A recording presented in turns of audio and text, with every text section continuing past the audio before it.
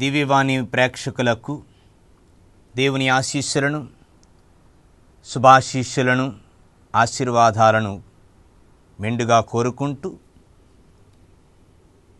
ఈ తపోకాలంలో మనం ధ్యానిస్తున్నటువంటి అంశం యేసయ్యను హింసించినటువంటి వస్తువులు అనే అంశం మీద ధ్యానిస్తూ ఉన్న సిలువ గురించి ధ్యానించుకుందాం.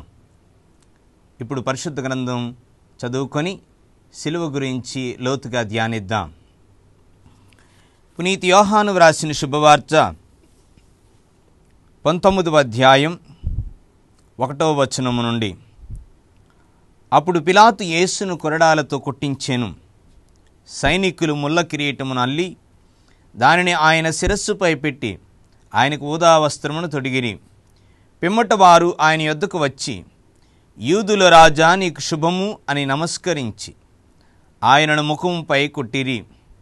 పిలాతు మరలా బయటకు వెళ్ళి ప్రజలతో, ఇదిగో ఈయనలో నాకు ఏ దోషము కనిపించుటలేదని మీరు తెలుసుకొనుటకు నేను మీ ఎదుటకు ఈయనను తీసుకుని వచ్చి ఉన్నాను అని చెప్పాను.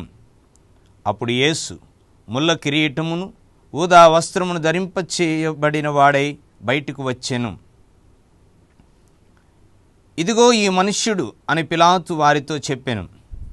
ప్రధాన అర్చకులు, అధికారులు ఆయనను చూచినంతనే వానిని సిలువ వేయుడు, సిలువ వేయుడు అని కేకలు వేసిరి.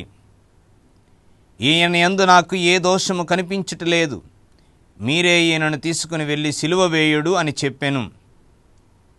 అప్పుడు యూదులు, దేవుని కుమారుడనని ఇతడు చెప్పుకొనిచున్నాడు కనుక మా చట్ట ప్రకారము ఇతడు చావవలసినదే అనిరి.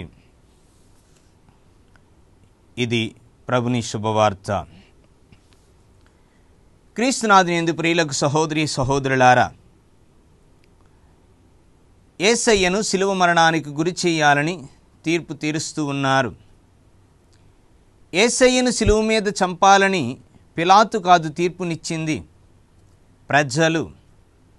పిలాతు యేసు ప్రభువును రక్షించాలని ప్రయత్నం చేస్తూ ఉన్నారు. కొరడా దెబ్బలు కొట్టించి వదిలేయాలనుకున్నారు. కానీ ప్రజల పంతం పడుతూ ఉన్నారు. చివరికి ప్రజల పంతమే గెలిచింది. మీరు ఈయనను తీసుకుని వెళ్ళి సిలువ వేయండి అని అక్కడున్నటువంటి మత పెద్దలకు, ప్రజలకు పిలాతు ఆ ప్రభువును అప్పగిస్తూ ఉన్నారు. ఇక్కడ ఒక మనం విషయం గ్రహించాలి ప్రియులకు సహోదరి సహోదరులారా. దైవదోషం చేసిన వానికి మోషే చట్ట ప్రకారము రాళ్లతో కొట్టి చంపాలి. ఈ విషయాన్ని మనం పాత నిబంధనలో ఒక విషయంలో ఒక సంఘటన మనం చదువుతాం. ఆహాబు, యెజబెలు వీరిద్దరూ కలిసి దైవభక్తుడైనటువంటి నీతిమంతుడైనటువంటి నాబోతు ద్రాక్ష తోటను వాళ్ళు ఆయన వద్ద నుండి పొందాలని, చివరికి ఆయనను దైవదూషణం చేశాడు అని చెప్పి ఊరు బయట ఉన్నటువంటి పొలంలోకి తీసుకుని వెళ్ళి రాళ్లతో కొట్టి చంపారు. ప్రియులకు సహోదరి సహోదరులారా, దైవదూషణం చేసిన వానికి రాళ్లతో కొట్టి చంపాలి. కానీ ఇక్కడ ఈ ప్రజలు ఈయన దైవదూషణం చేశాడు, దేవుని కుమారుడని చెప్పుకున్నాడు, మా చట్ట ప్రకారం మమ్మల్ని చేసుకోనివ్వండి అని పిలాతును వారు బలవంతం చేస్తూ ఉన్నారు. పిలాతు మీ ఇష్టం వచ్చినట్టు చేసుకోండి అని వారికి అప్పగించేశారు. ఆ ప్రజలు క్రీస్తు ప్రభువును తీసుకుని వెళ్ళి దైవదూషణం అనే నెపంగాని వేస్తే రాళ్లతో కొట్టి చంపాలి, కానీ వారు శిలువ మరణానికి మాత్రమే గురి చేయాలని పంతం పట్టారు. శిలువ మరణం, శిలువ మీద శిక్షించడం అతి భయంకరమైనటువంటి మరణం, ప్రత్యేకంగా అతి క్రూరమైనటువంటి మరణం. క్రూరంగా చంపాలి క్రీస్తుని. అందులో అపహాస్యం చేస్తూ ప్రత్యేకంగా ఓ బందిపోటు నేరస్తునిలా చూపిస్తూ ప్రభుని సిలువ వేయటానికి తీసుకొని పోతూ ఉన్నారు. ప్రియులగు సహోదరి సహోదరులారా,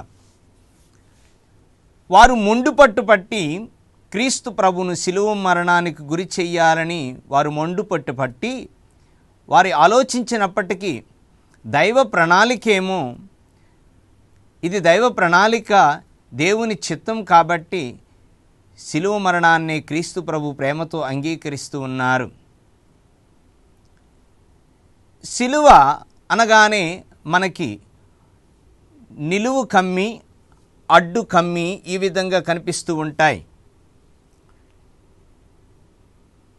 మనం అనుకుంటాం క్రీస్తు ప్రభు యెరూషలేము వీధుల గుండా ఈ నిలువు కమ్మి, అడ్డు కమ్మిని జత చేసి ఆయన భుజంపై వేశారు అని అనుకుంటాం. ఆయన భుజం మీద వేసుకొని మోసుకొని వెళ్ళారు అని అనుకుంటాం. కానీ వాస్తవానికి చారిత్రక గ్రంథాలు చెబుతూ ఉన్నాయి, ఒక మొద్దును యేసయ్య భుజం మీద వేసి ఈ విధంగా ఈ భుజం మీద ఒక మొద్దును పెట్టి ఆ మొద్దును మోసుకొని కపాలమైనటువంటి కల్వరిగిరి మీదకి తీసుకొని వెళ్ళారు. ఈ అడ్డు కమ్మి కల్వరిగిరి మీద ఉన్నటువంటి నిలువ కమ్మికి జత చేసి సిలువ వేశారు యేసు ప్రభువుని. ప్రియులకు సహోదరి సహోదరులారా, మనం గమనించాలి, అడ్డుగా ఉన్నటువంటి మొద్దు, నిలువుగా ఉన్నటువంటి మొద్దును రెండింటిని జత చేయటం గురించి ధ్యానించుకుందాం. ఎందుకు ఈ సిలువ మీద ప్రభు మరణించారంటే, సిలువ చెక్కతో చేయబడింది. అదొక మొద్దు ఒక చెట్టు నుండి తీసుకోబడ్డాది. కొన్ని కథలుగా చెప్పుకుంటారు, యేసయ్య మోసినటువంటి మొద్దు ఎక్కడి నుండి వచ్చి ఉంటుంది అని. కొందరు అంటారు, ఆదాము మరణించగా సమాధి చేయబడి ఆ సమాధి మీద మొలిచినటువంటి మొక్క చెట్టై, ఓ పెద్ద చెట్టై, ఆ చెట్టు గాలి తుఫాన్లకు పడిపోయిన తర్వాత కాలక్రమేణా ఆ మొద్దు సొలొమోను రాజు ఒక రాజ్యం మీదకు దండెత్తి వెళ్ళేటప్పుడు ఒక వాగుని దాటాలి, ఆ వాగుని దాటడానికి ఈ మొద్దు ఉపయోగపడ్డాది అని కథలుగా చెబుతూ ఉంటారు. ఆ మొద్దే చివరికి యేసయ్య తన భుజం మీద వేసుకొని మోశారు, ఈ నూతన ఆదాము అంటారు. ప్రియులకు సహోదరి సహోదరులారా, ఏది ఏమైనప్పటికీ కలువరిగిరి మీద ఉన్నటువంటి నిలువ కమ్మికి యేసు ప్రభు మోసినటువంటి ఈ మొద్దును అక్కడ జత చేశారు. దీని నుండి మనం లోతైనటువంటి సందేశాన్ని గ్రహించాలి. ప్రియులకు సహోదరి సహోదరులారా, నిలువ కమ్మి, అడ్డు కమ్మి జత చేయటం అంటే, నిలువ కమ్మి దైవత్వాన్ని గుర్తిస్తుంది, సూచిస్తుంది. అడ్డు కమ్మి మానవత్వాన్ని సూచిస్తుంది. యేసయ్య మోసినటువంటి అడ్డు కమ్మి, ఈ మొద్దు నిలువ కమ్మికి జత చేశారు అంటే యేసయ్య దైవత్వాన్ని మానవత్వాన్ని ఏకం చేశారు, మిళితం చేశారు. ప్రియులకు సహోదరి సహోదరులారా, మానవుడు తాను చేసినటువంటి పాపం ద్వారా దేవుడిచ్చినటువంటి దైవత్వాన్ని, ఆ అనుగ్రహాన్ని, శాశ్వత జీవాన్ని కోల్పోయాడు. ఏదోను తోట నుండి గెంటివేయబడ్డాడు. ఏది కోల్పోయాడో ఈ నూతన ఆదాము ద్వారా మరలా ప్రభువు మనలను దేవునితో ఐక్యం చేస్తూ ఉన్నాడు తన మరణము ద్వారా. అందుకే ఆయన శిలువ మరణం దైవ మానవ ప్రేమలను సూచిస్తూ దైవత్వాన్ని మానవత్వాన్ని ఏకం చేశాడు క్రీస్తు అని మనకు తెలియచేస్తున్నది ప్రియులకు సహోదరి సహోదరులారా. ఇంకా వాక్య లోతుల్లోకి వెళదాం. ఏంటి ఈ శిలువ? క్రీస్తు ప్రభు మనకిచ్చే శిలువ ఏంటి? ఈ విషయాలను మనం